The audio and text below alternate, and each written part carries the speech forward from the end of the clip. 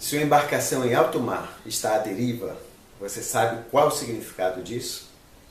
Pois é, numa situação dessas, o motor parou de funcionar e a embarcação está sendo conduzida pelas correntes oceânicas, ou seja, ela vai ser direcionada para onde essas correntes estão fluindo. Agora, você já ouviu falar que os continentes do planeta Terra estão à deriva? Pois é, esta vai ser a primeira parte da nossa aula sobre hipóteses e descobertas que antecedem a teoria da tectônica de placas e vamos abordar exatamente a deriva continental. A primeira observação de que se tem notícia de uma possível deriva continental vem de Francis Bacon já no século XVII, onde ele observou a semelhança entre a costa leste da América do Sul e a costa oeste da África. Então, para ele, os continentes estavam unidos no passado. Obviamente que essa ideia não vingou, até porque no século XVII ainda permeava muito o pensamento da Idade Média, onde tudo que fosse contrário às escrituras sagradas eram relegadas ao esquecimento. Já em 1858, Isaiah Pellegrini escreveu o livro A Criação e seus Mistérios Revelados, onde ele mostra o primeiro mapa dos continentes unidos. Ele se baseou em fósseis encontrados na América do Norte e na Europa. O grande problema é que ele tentou justificar a presença desses fósseis, a mesma espécie, em continentes tão afastados através do dilúvio de Noé.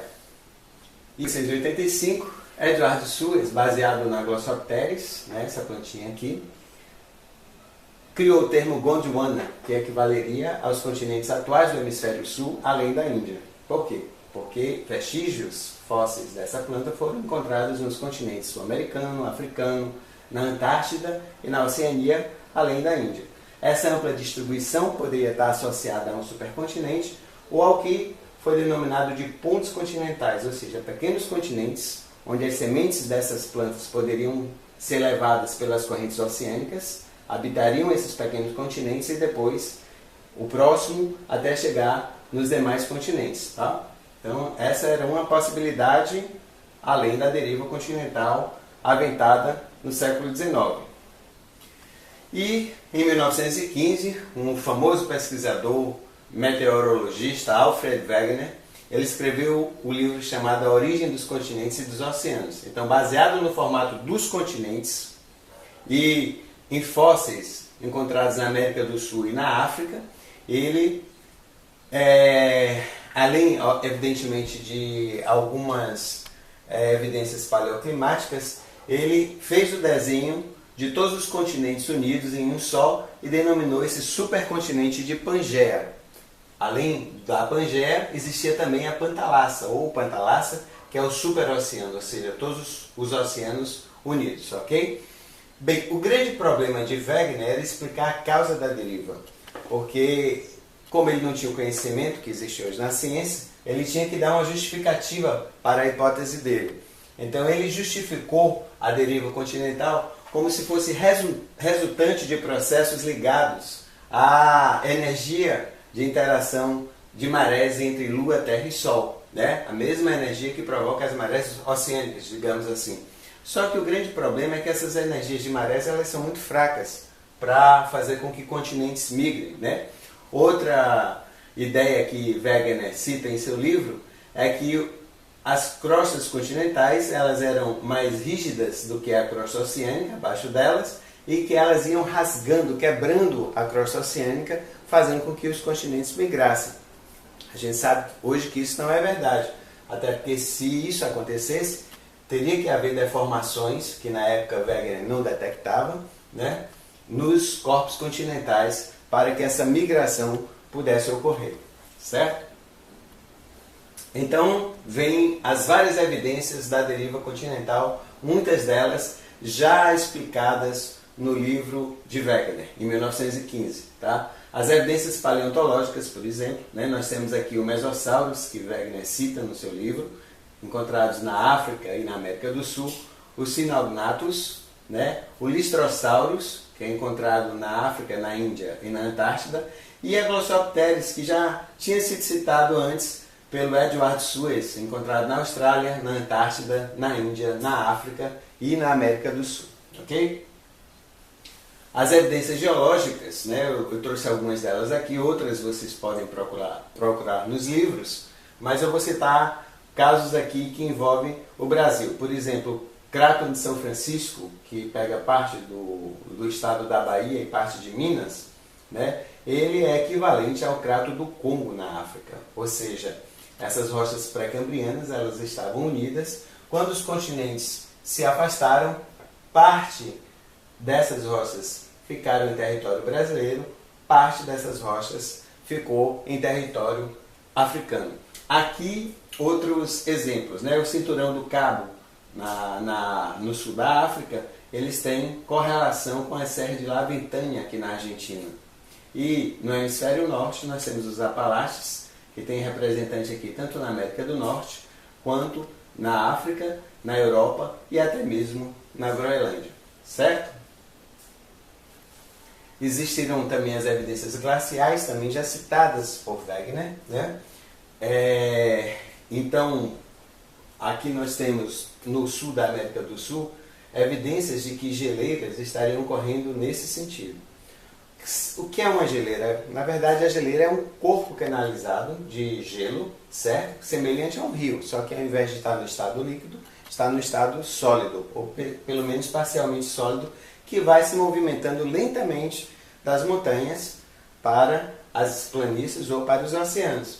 Só que os indicativos dessas geológicos, né, deixados por essas geleiras, parecem que elas estão migrando do oceano para os continentes. Que indicativos são esses? As geleiras elas vão arrancando blocos rochosos enquanto se movimentam, até cavando, né, o seu vale. E aí esses blocos eles vão atritando com a rocha do fundo e vão deixando registro de deslocamento no sentido em que a geleira está se deslocando. E aqui no sul da América do Sul, aparentemente, elas estariam correndo do oceano para o continente. A gente sabe que isso não é possível, até porque as geleiras, como os rios, elas são puxadas pela gravidade das regiões mais altas continentais para as regiões mais baixas oceânicas. Tá? Isso também ocorre na Índia e na Austrália. A explicação possível é que existe um corpo central, né, de gelo aqui, com várias geleiras se deslocando radialmente. Certo? Isso aconteceu há cerca de 290 a 300 milhões de anos permiano. Existem também outros registros paleoclimáticos. Então, a presença de carvão na Antártida, indicando que a Antártida ela já ocupou uma posição próxima ao Equador, porque para você ter carvão é necessário que tenha tido florestas pantanosas, né? E a Antártida não ia desenvolver esse tipo de vegetação aqui no Polo Sul. A gente sabe que os polos são permanentemente congelados, certo? Outra evidência são de arenitos eólicos em regiões temperadas, arenitos típicos de regiões de latitudes entre 20 e 30 graus, onde se desenvolvem os desertos atuais, em regiões de latitudes maiores. Tá? Assim também como o carvão encontrado em várias áreas da América do Norte, da Europa e até da Ásia, onde você não tem esse tipo de vegetação se desenvolvendo, tá? Hoje em dia, indicando que esses continentes também já ocuparam uma posição de latitude próxima à região equatorial. Bem, posteriormente surgiram outras evidências, como essa reconstituição paleomagnética. Então, observe que aqui nós temos o polo magnético da Terra e as rochas que têm minerais ricos em ferro, como a magnetita, por exemplo, esses minerais eles vão se polarizar de acordo com o campo magnético da Terra naquele momento em que ele está se formando. Então, enquanto a África estava aqui junto da América do Sul, né, as rochas formadas aqui, os minerais magnéticos dela se polarizavam nesse sentido e da América do Sul nesse sentido, apontando para esse polo magnético.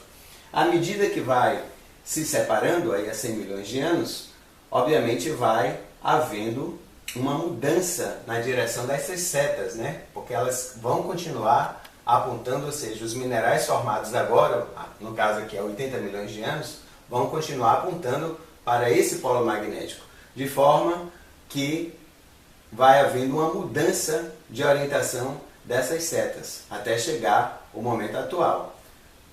Como resultado, ao invés de você ter as setas em linha reta, elas vão fazer uma curva, tá?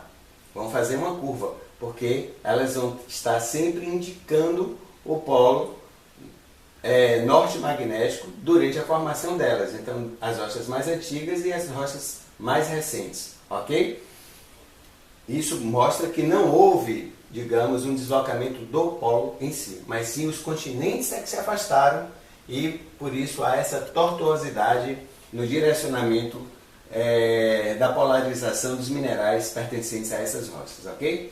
Então, isso não vai acontecer só para a África e a América do Sul, como eu mostrei, vai acontecer para os demais corpos continentais. Olha, algumas bastante tortuosas, né? Parece que o polo magnético mudou de lugar, né? O que é chamado de mudança aparente do polo, mas isso na verdade não aconteceu. O que mudou de lugar, os continentes é que mudaram de lugar, certo? Então houve a deriva e consequentemente essa tortuosidade. A partir do momento que você reconstituir a Pangeia, eles todos estão apontando para um polo comum. Bem, nos últimos 200 milhões de anos, né, nós temos aqui a Pangeia, o Mar de Tétis aqui, e vai começar a haver as transformações. Então, há pouco mais de 150 milhões de anos, a gente tem a abertura do Atlântico Norte, certo? Olha onde está a Índia, a Antártida, a Oceania, né? Há cerca de 128 milhões de anos atrás começa a se abrir o Atlântico Sul e em torno de 90 milhões de anos mais ou menos a Índia começa a migrar para o norte, né? Então nós vamos ter aí a separação aqui da Oceania com a Antártida. A Oceania vai migrar aqui para nordeste, a Índia migrando ainda para norte, aqui o Atlântico Sul e o Atlântico Norte já se encontraram, certo? E há cerca de 38 milhões de anos atrás, a Índia vai se chocar aqui com a Ásia e formar os Himalaias, enquanto aqui os Andes já começam a crescer com mais força na América do Sul, porque a América do Sul está migrando para oeste, ok? Até chegar à configuração atual. Lembrando que a Pangeia ela foi o último supercontinente, mas não foi o único. Então, por exemplo, há 750 milhões de anos existia um supercontinente denominado de Rodinia, por exemplo. Então nós temos aqui uma reconstituição dos últimos 600 milhões de anos. Então, vamos notar que ao longo desses 600 milhões de anos, esses continentes eles vão mudar a sua posição geográfica o tempo todo, porque isso faz parte da dinâmica da Terra. Ok? Então, esse é um processo que aconteceu antes da Pangeia, né? Nós tivemos outros supercontinentes até chegar à Pangeia, que foi o último supercontinente que nós tivemos. Aqui ela vai se formar aqui em torno de 240 milhões de anos, né? Que, novamente, o Mar de Tétis se formando aqui, né? A Pangeia se formou. E há cerca de 180 milhões de anos, 190 milhões de anos, ela começa a se separar, tá? Então vai haver a separação, novamente aqui África, América do Sul, olha só onde está a Índia, aqui, né? Que depois vai migrar para norte, como eu falei, formando os Himalaias, quando se choca com a Ásia, e aqui a formação dos Andes, 65 milhões de anos, o período de extinção dos dinossauros, né? E aqui 35 milhões, vai chegando 20 milhões de anos até chegar à configuração atual. Lembrando que há 50 mil anos atrás nós tivemos uma pequena idade do gelo, certo? E também existe, né, uma projeção do presente, ou seja, da configuração atual dos continentes, para daqui a 250 milhões de anos, quando acredita-se que vai se formar um novo supercontinente. Então vai haver aqui, ó, a separação de parte da África, ou seja, a África vai se dividir em dois corpos continentais, certo?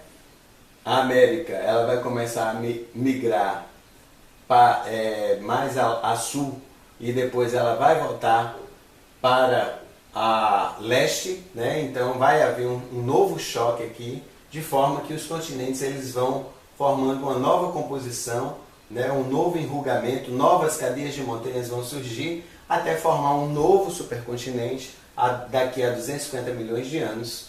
E esse novo supercontinente, em algum momento, ele vai voltar a se separar novamente. Só que quando se separar, não vai ser mais África, América do Sul, Europa, né? Vão ser novos continentes com novas configurações, ok? Bem, essa foi a bibliografia consultada, né? Como eu sempre mostro ao final das nossas aulas. E para quem não tem intimidade com a língua inglesa, tem 3 livros aqui em português, que são muito bons e muito bem ilustrados. E, mais uma vez, pedir para acessar, curtir e compartilhar a página Geologia Básica no facebook.com/chuamaster e se inscrever também no canal do YouTube Geologia Básica, tá? Onde os vídeos dessas aulas também estão, ok? Essa foi a primeira parte da nossa aula, né, das ideias antecessoras à tectônica de placas. Eu espero que vocês tenham gostado. Obrigado e até a próxima.